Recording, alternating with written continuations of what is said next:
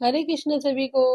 आप सभी संगता कार्तिक कथा के चौथे अध्याय में बहुत बहुत स्वागत है। संगत जी, मैं आपको बताना चाहती हूँ कि शिव शक्ति मंदिर में कार्तिक मासी कथा रोज सुबह 5:30 बजे पढ़ी जाती है। एड्रेस आपकी स्क्रीन पर दिया हुआ है। आप रोजाना मंदिर में आकर कथा का लाभ उठा सकते हैं, और अगर नहीं आ सकते तो आप हमारे चैनल पर रोजाना लाइव कथा सुबह 5:30 बजे भी सुन सकते हैं। चैनल को सब्सक्राइब करें ताकि हर दिन आपको नोटिफिकेशन मिल जाए। कथा शुरू करने से पहले मैं इस कथा के महत्व को थोड़ा सा 2 शब्दों में आपको बताना चाहती हूँ। एक बार ब्रह्मा जी ने सारे साल के दान व्रत और नियम दूसरी ओर रखे और एक तोले पर रखा कार्तिक स्नान। तो कार्तिक स्नान का पलड़ा भारी रहा। सारे दान व्रत नियम एक तरफ, कार्तिक स्नान एक तरफ था। तो कार्तिक स्नान का पलड़ा भारी रहा। तो यही है कि कार्तिक के स्नान का महत्व अनजाने में भी अगर इंसान कर ले, नियम पूरा कर ले, तो कभी उसको यम यातना को नहीं देखना पड़ता। तो इसीलिए कार्तिक स्नान का बहुत महत्व है। चलिए संगत जी, अब हम कार्तिक कथा का चौथा अध्याय शुरू करते हैं। ओम नमो भगवते वासुदेवाय नमः। नारद जी ब्रह्मा जी से कहते हैं कि महाराज, कार्तिक के महीने में जो दीपदान होता है उसका महात्म्य कहिए। ब्रह्मा जी कहने लगे कि हे पुत्र, स्वर्ण का दीपक हो या चांदी, तांबे, आटे अथवा मिट्टी का, श्रद्धा अनुसार कार्तिक के महीने में दीपदान करना चाहिए। ऐसा करने से सब पापों का नाश हो जाता है। दीपक भगवान की मूर्ति के आगे अथवा मंदिर, तुलसी के वृक्ष के पास, चौक, गली, ब्राह्मण के घर, वृक्ष के नीचे, वन में, गौशाला, तालाब आदि पर घी या तेल से जलाना अति उत्तम है। ब्राह्मण के घर में अग्निष्टोम यज्ञ का फल मिलता है, और जो आकाश में ऊंचा दीपक जलाता है उसको धन की वृद्धि तथा बैकुंठ वास मिलता है। ओम नमो भगवते वासुदेवाय। भगवान से प्रार्थना करें कि भगवान, आपके निमित्त में ये दीप दान करता हूँ। कार्तिक में मथुरा, माघ में प्रयाग और वैशाख में हरिद्वार का वास अति उत्तम कहा गया है। जब सूर्य तुला, मकर और मेष राशि का हो, उनमें किए गए व्रत, नियम, पूजा आदि बहुत ही अधिक फल देने वाले कहे गए। इन मासों में अच्छे कर्म करने से पापों का नाश होता है, जैसे सूर्योदय से अंधकार, व्रज से पर्वत, गरुड़ के भय से सर्प, पवन से मेघ, ज्ञान से दुख, सिंह के भय से मृग। वैसे ही मथुरा के दर्शन से पाप भाग जाते हैं। कार्तिक मास में स्नान, जागरण, दीप दान, तुलसी सेवन, भगवान के घर में झाड़ू लगाना, भगवान की कथा सुनना, कीर्तन करना आदि सभी भगवान की ही तुलना रखते हैं। अतः पूर्व जन्म के पापों को नाश करने के लिए कुछ व्रत इत्यादि करें। नारद जी कहते हैं, हे ब्राह्मण, पूर्व जन्म के पाप कैसे जाने जा सकते हैं? ब्रह्मा जी कहने लगे कि पूर्व जन्म के पापों के चिन्ह कहते हैं ब्रह्म हत्यारा, श्रेय गुरु स्त्रीगामी, कुष्ठी, सुवर्ण की चोरी करने वाले के नाखून खराब होते हैं, मद्यपान करने वाले के दांत खराब होते हैं। ऐसे पूर्व जन्म के पाप चिन्हों से पहचाना जाता है। सुदान, तपस्या और किच व्रत आदि से निवारण होते हैं। अब कृछ व्रत आदि कहते हैं, एक समय खाने से बाद कृछ 3 दिन सायंकाल और 3 दिन प्रातःकाल भोजन करने से, अति कृछ तथा सायंकाल में 22 ग्रास और प्रातःकाल में 26 तथा 24 ग्रास खाने से भी अति कृछ व्रत कहा गया है। 3 दिन तक रोज खावें और 3 दिन तक उपवास करें। यह भी अति कृछ होता है। सायंकाल में 1 ग्रास और प्रातःकाल में 1 ग्रास और 2 दिन बिना मांगा हुआ तथा 2 दिन भोजन नहीं करना, यह कृच्छार्थ व्रत कहलाता है। 21 दिन तक केवल दूध या पानी पीकर ही रहें, यह कृच्छातीर्थ है। 12 दिन तक उपवास करना पराग व्रत कहलाता है। 4 दिन तक कुछ नहीं खाना, फिर सत्तू खाना या छाछ पीना और कपड़ा दक्षिणा देना सौम्य कृच्छ है। इसी प्रकार 12 दिन तक करना द्वादश शाहक होता है। तुला पुरुष का दान करना और गौ का घृत, गोबर, दूध, दही और कुशा का जल पहले दिन खाना, दूसरे दिन उपवास करना, यह कृच्छ्राप्तपन कहा गया है। 3 दिन गोमूत्र, 3 दिन गोबर, 3 दिन दही, फिर 3 दिन दूध, फिर 3 दिन घी खाएं। यह महासातपन है जो सब पापों को नाश करने वाला है। ऐसे ही गुलर, कमल, बेल, इनके पत्ते या कुशा का जल यह प्रतिदिन पीने से ऊन कृच्छ व्रत होता है।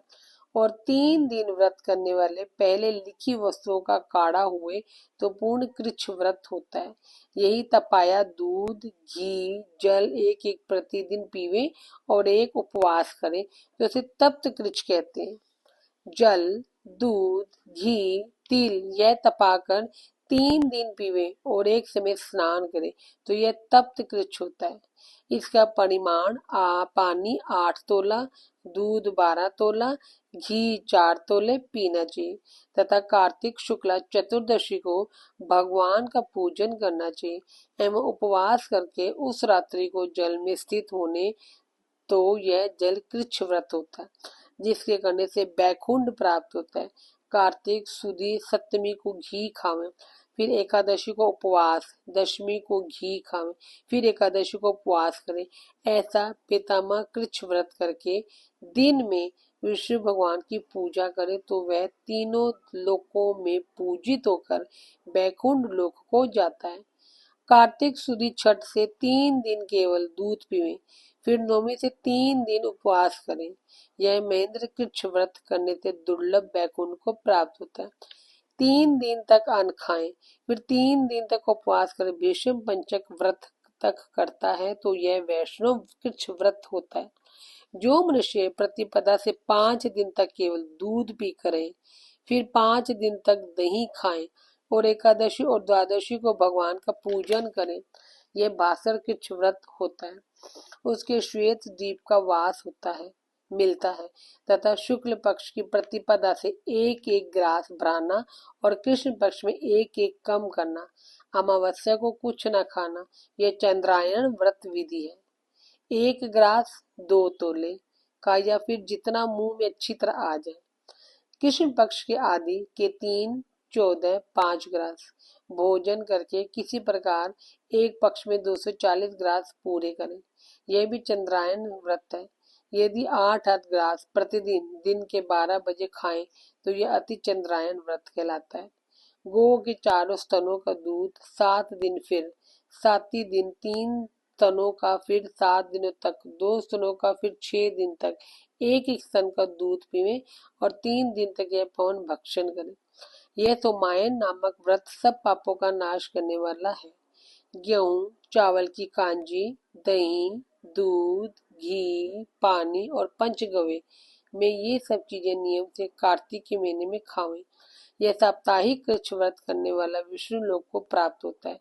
पलाश, बेल, गुलर इनका काढ़ा, उटाया हुआ दूध पीवें, एकादशी व्रत रखें और द्वादशी को पारायण करें तथा उसका भी बैकुंठ वास होता है। जो मनुष्य कार्तिक सुदी सप्तमी, अष्टमी, नवमी, दशमी को जल, कमल के नाल के भीतर का डोरा, वेद के पत्ते, कमल इनको खावें और एकादशी का व्रत करे तो ये लक्ष्मी व्रत होता है। इसका करने वाला भगवान का शिष्य वैष्णव गति को प्राप्त होता है। प्रातः काल 4 और सायंकाल में प्रतिदिन खावें तो यह शिव चंद्रायन व्रत होता है।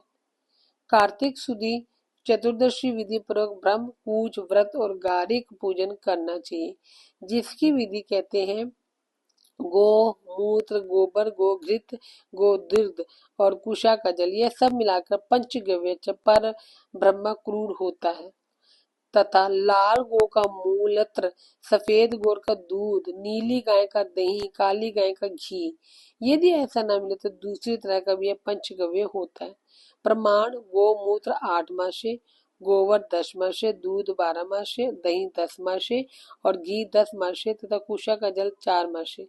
गायत्री मंत्र पढ़कर गोमूत्र लेना, गंध द्वारा पढ़कर गोबर पय, पृथ्व्या पढ़कर दूध, दही, करावनो परकर दही, तेजस्वी शुक्रमसी पर की घी, देवस्या तथा यह मंत्र प्रयोग कुशा का जल लेना चाहिए। इनको कुशा के पत्रों में उठाकर विधिवत हवन करो और वेद के इस मंत्र से आहुति दें। 1 इरावती, 2 इंद्र विष्णु, 3 शर्बती, 4 मस्तोतक, 5 शावती। इन मंत्रों से हवन करके बचा हुआ पान करें। पलाश के पत्र, कमल पत्र, स्वर्ण पात्र या चांदी के पात्र में पान करें। 1 दिन रात्रि उपवास करें। भगवान का स्मरण करें। यदि स्त्री व्रत करे तो अपने पति की आयु कामना के अर्थ भगवान की प्रार्थना करें।